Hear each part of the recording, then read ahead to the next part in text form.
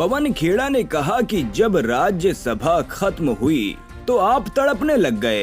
बिना पद के तो आप एक पल नहीं रह सकते। ये वही लोग हैं जिनका योगदान पार्टी को कमजोर करने में रहा है। पार्टी ने जो कहा अभी वो तो कह दिया। पार्टी के कार्यकर्ताओं के मन की आवाज क्या है, यह गुलाम नबी आजाद और बाकी इस तरह के लोगों को सुन लेनी चाहिए। जो आदमी 5 पेज की चिट्ठी में 1.5 पेज तो अपने पुराने पदों के बारे में लिखता रहा कि पार्टी ने मुझे ये पद दिए, दूसरे पेज पर जाकर कहते हैं कि मैंने सेल्फलेस सर्विस की। अरे वाह, ऐसी सेल्फलेस सर्विस तो सबको करनी चाहिए। फिर एक के बाद एक आप पद गिनाए चले जा रहे हो और फिर कहते हो मुझे कुछ मिला नहीं इस पार्टी में। ये क्या बात है कि जब राज्यसभा खत्म हुई और आप तड़पने लग गए। बिना पद के आप एक सेकंड नहीं रह सकते। चुनौती का समय है, सब मिलकर लड़ रहे हैं।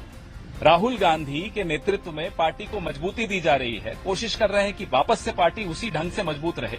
और इस पार्टी को कमजोर करने में, माफ कीजिएगा, योगदान किन लोगों का रहा है? यही तो लोग हैं जिनका योगदान रहा है पार्टी को कमजोर करने में। आज पलट कर कह रहे हैं पार्टी कमजोर हो गई। अरे आपकी वजह से कमजोर हुई। हर कार्यकर्ता जानता है।